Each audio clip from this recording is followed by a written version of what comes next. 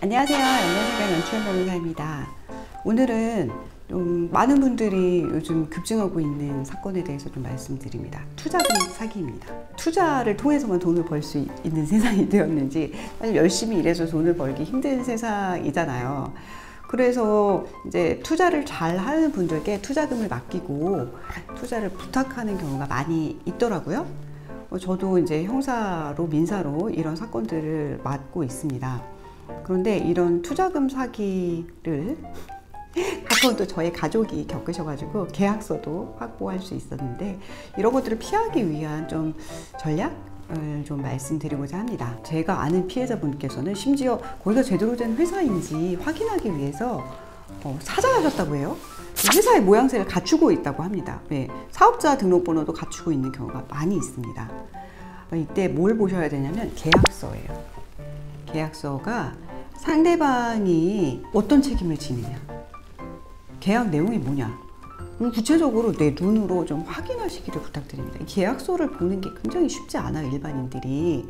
제가 계약서를 보기 전에 이거 계약 어떻게 이런 걸 확인했지? 이런 계약을 체결하셨지? 라고 말씀을 드려도 잘 이해를 못 하시는 경우가 종종 있습니다.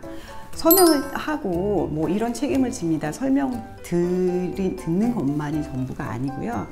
그 계약의 내용에 위반한 경우에 상대방이 어떤 책임을 지느냐가 사실은 계약서에서 보셔야 할 핵심입니다. 중도에 해지하게 되면은 누가 어떠한 돈을 위약금을 어떻게 내느냐, 계약을 위반할 경우에 이 위약금을 어떻게 내느냐가 핵심이니까 이 부분을 돈을 건네주시기 전에 꼭 확인하시기를 권장드립니다. 제가 아는 분은 어떤 피해를 당하셨는지 구체적으로 말씀드리면 이제 투자에 관련한 문자를 보내주기로 하고, 그거에 상응하는 그 문자를 받고 거기에 투자하면 어느 정도의 수익이 나도록 하는 계약을 체결하셨더라고요. 그런데 문자가 굉장히 극비리의 조심스러운 문자라서 한 달에 한 건 보내주시고, 그 문자의 비용을 월로 산정하니까 수십만 원이더라고요, 문자 한 통에.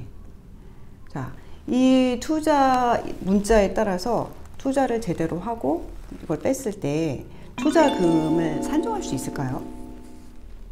여러분, 이걸 산정할 수 있습니까? 저는 손해배상을 많이 하는 변호사로서 이 손해를 어떻게 산정하실 수 있다고 생각하고 설명 받으실 때는 속으실 수도 있겠다는 생각이 드는데, 이런 경우에 해지하고 손해배상 청구 못 하십니다. 우리가 속기 쉬운 계약 내용이 이런 겁니다. 실제로는 산정하기 어려운 손해인데 이거 다 배상해드려요, 이에 맞춰서 했는데 수익금 안 나시면 다 배상해드려요 라고 하는데, 투자는 문자를 받고 즉시해서 주가가 금방 올라갈 수도 있잖아요.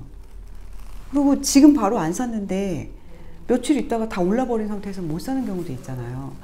이런 문자 정보 한 달에 한 통 받으면서 수십만 원이 적정한지에 대한 생각은 본인이 하셔야 됩니다. 그래서 그에 상응하는 충분한 고급 정보인지에 대한 사전적인 검증 없이 이런 계약을 체결하셨다면 이게 100% 사기다, 처음부터 사기다 라고 말씀드릴 수는 없을 수도 있지만, 계약 해지는 거의 불가능하고 위약금이나 손해배상 청구는 불가능하시다고 보는 것이 맞습니다.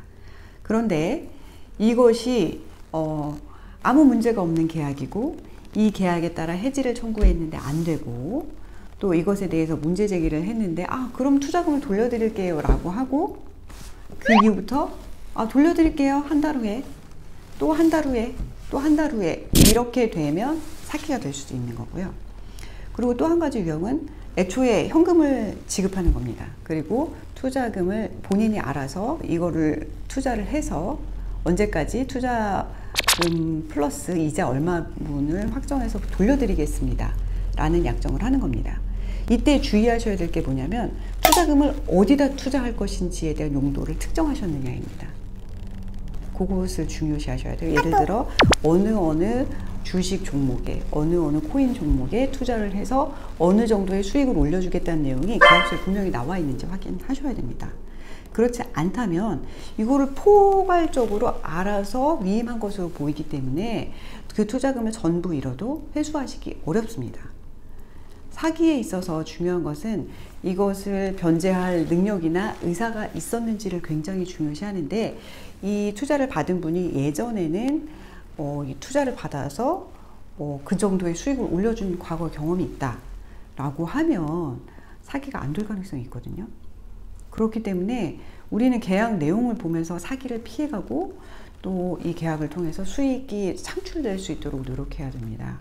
그래서 다시 한번 말씀드리지만 투자금 사기에 여러 유형이 있는데, 계약서를 통해서 내가 만약에 이 투자가 실패했을 경우에 받는 리스크를 계속적으로 검토해 보시고 계산해 보시지 않고 계약서에 사인하시고 돈을 주신다면 형사나 민사 문제에 연루될 가능성이 높고, 이 소송은 적어도 1년, 항소 대법원까지 가고 이렇게 되면 최소 2년 내지 3년 걸리는 사건에 연루되신다는 거. 그리고 많은 분들이 모르시는 거, 이제 형사랑 민사랑 별개이기 때문에 내가 이 사람한테 피해를 당한 것 같아요 라고 하면 좀 물어보죠. 민사로 받으실 거예요? 형사 고소하실 거예요? 뭐가 틀려요? 라고 하는데, 변호사는 일단 두 건이에요. 제가 두 건을 다 띄워드릴 수는 없기 때문에, 제가 경찰서도 가고 민사법원에도 가고 두 개 다 해드리진 않아요. 그러니까 돈에 눈이 멀어서 그런 게 아니라 제가 위임해 드릴 수 있는 계약의 범위가 이렇게 한정되어 있습니다. 그렇기 때문에 계약을 하실 때 나의 리스크를 먼저 계산하셔야 되고, 그걸 계산 안 하시고 변호사한테 와서 변호사님 알아서 해주세요 라고 하는 거 굉장히 어렵다는 것을 말씀드리기 위해 방송을 만들었고요. 혹시라도 투자금 사기와 관련해서 의문이 있으시다면, 내가 계약한 계약서가 혹시 사기는 아닐지, 회수가 용이할 것인지에 대한 자문을 지금 단계에서라도 가까운 변호사 찾으셔가지고 자문을 받아보시기를 권장드립니다. 그래서 관계 좋으실 때 잘 회수할 수 있도록 추가 약정서라도 써놓으시기를 권장드리고요. 모든 분들이 투자금 사기에 대한 걱정 없이 서로 좋은 관계일 때 수익이 잘 나는 투자를 잘해서 이익을 얻을 수 있는 계약을 체결하시기를 간절히 바라면서 오늘 방송 마쳐볼까 합니다. 계약을 잘하는 것이 공정한 회사, 공정한 소비자가 되는 길이라는 점을 말씀드리면서 오늘 방송 마칩니다. 시청해주신 여러분 감사합니다.